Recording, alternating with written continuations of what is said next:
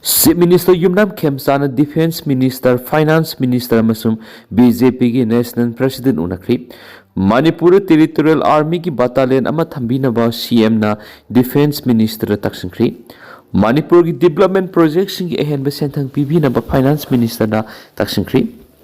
Chief Minister Y Khemsana ngarang Union Home Minister Amit Shah ka unaduna Manipur oidiba phibam gi matangda kupna khanakraba matung Ngashi party ki National President Nitin Navin, Union Defense Minister Rajnath amasung Finance Minister Nirmala Sitharaman ga mathang unakre. Center ki lusingba singasig unabada Deputy Chief Minister Singlosi dikho amasung Nemsa Kipken su saruyaki.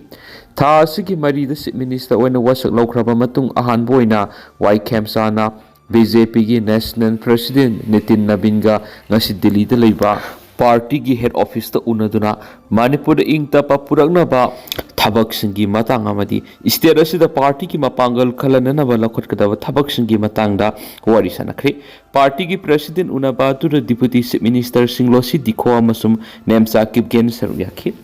Party ki president unaraba matung minister Y Khemsana deputy chief minister aniga loinana Union Defense Minister Rajnath ka Maki office ta unaduna Manipur ki hausi oiriba security ki phibam gi matangda wari sanakre. Unabadu Defense Minister Rajnath na Manipur ingta pa hanjilaktuna mahausa gi punsida hanjilaknaba hotnabada Union Government gi makedi gi pibiyaba mating pigini haibi gi thajabasu Manipur gi lusingba ahum masida pirakhiari. Defense Minister ga unabadu Minister Y Khemsana Manipur Territorial Army ki battalion ama thambina bataksingki. Chief Minister Y Khemsana ngasi Union Defense Minister Nirmala Sitharaman gi su unaduna Manipur oiriba sen thungi phibam amadi atai soko thorangi thabak singi matana wari sanakre. Finance Minister ga unaduru wari sanaba du Minister Y Khemsana Manipur hauzik paikhatliba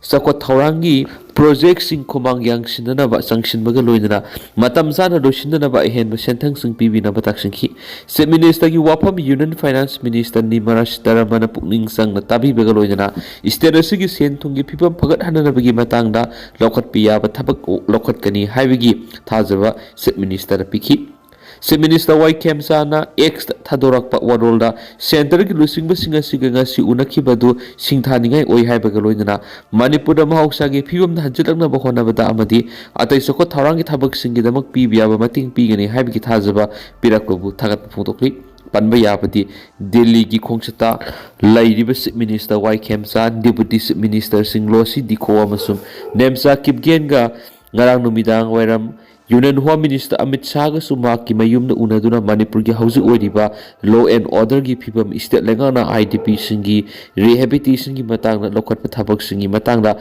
wari sanakibani. Amit Shah ga unakiba duda Manipur da khundaminariba community singi marakta amana mabu thajaba puraknaba anauba state lenga asina lakhatliba thabak singi matangna marik sumna khanganbaga loidana ingta pa puraknaba pandamda lenga asina outreach program kaya paikaliba sigi matangna su Home Minister khan khibani. Manipur ingta pa purakna ba honabada center government gi makedi gi pibiyaba mating pigini haibigi thajaba Home Minister na pirakpaga loidana Manipur gi sako thorangi matangna su pibiyaba mating pigini haibigi thajaba pibaga loidana internally displaced person IDP sing masa gi mayumda akiba leitana hanjin hananaba akan bathabak lakhonaba Chief Minister da poktak pibuga loidana masigi matang center gi makedi gi pibiyaba mating pigini haibigi thajaba pikhibani hari. XCM Birena PM amadi Home Minister bu thagalakni Indo Myanmar ngamkai paring da lepa leitana ngamkai sambal khabagi thabak sat tharakpa amadi FMR regulation biometric kona na tawrakpada hanagi Chief Minister N Birena Prime Minister Narendra Modi amasum Home Minister Amit Shah bu Manipur miyam gi kholau tabibigi thagatpa phungdorakli X ta thadorakpa warolda PM amadi Home Minister bu thagatpa phungdokpaga loinana atuba matamda ngamkai sambal khabagi thabak loisinbaga loinana illegal immigrants sing khandokpagi thabak sing pekhalakani haibigi thajaba su thamlakli.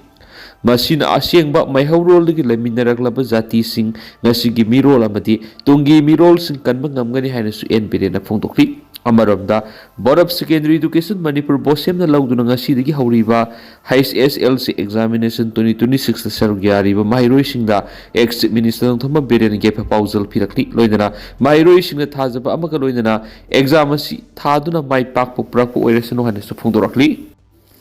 Thajana oiriba topa pawmana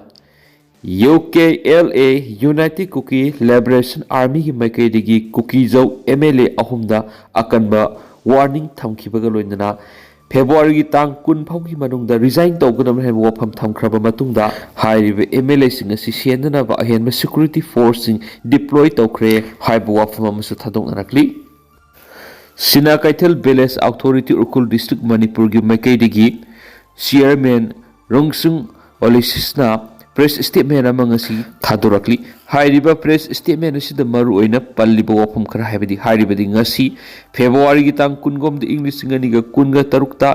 sarana nungthin gi pung taraga ni thoi gi makhai muk taba matamda yamna serious amasum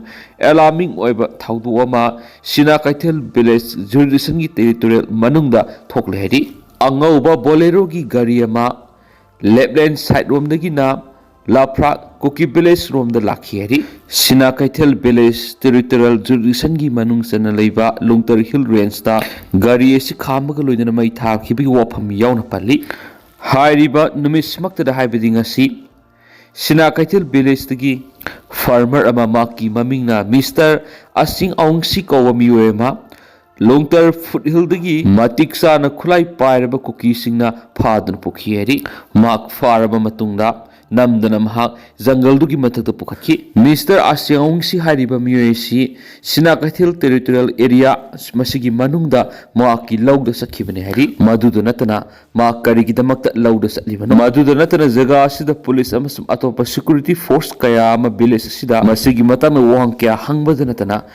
matung tana hariba jaga asida sadok sin tawdanaba warning yauna pikheri masida natana hariba numit asimaktada Kuki Kulai Matiksana Pairba Miyoi Singna Mr. Kingson Muibagi Mathakta Mai Thakhieri Hairiba si makoina lepna ba haibada makna senbadagi tawkhiba thawdo amani swai hairiba mai thakhiba thawdo asina mak nan thokpada luhanana ba masu mangonda awaba tahanana ba maduda natana villager singda hairiba thawdo asina Aki akhang ngale hari hairiba thawdok sing khudingma asi Sina Kaithal territorial jurisdiction gi manung sana thokpa thawdok ngaktani hanisu pawok sida makhatana su phungdokli masiguma thoningda ba thawdok kya mathuwa libasi gi mathakta Sina Kaithal village authority na akan mamongda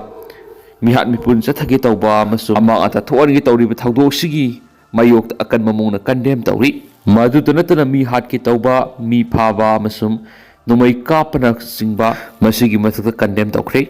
hairiba thawdok singa sina safety security amasum peaceful coexistence communities ta legadaba singa si direct threat tawre haba wafam yauna phungdorakli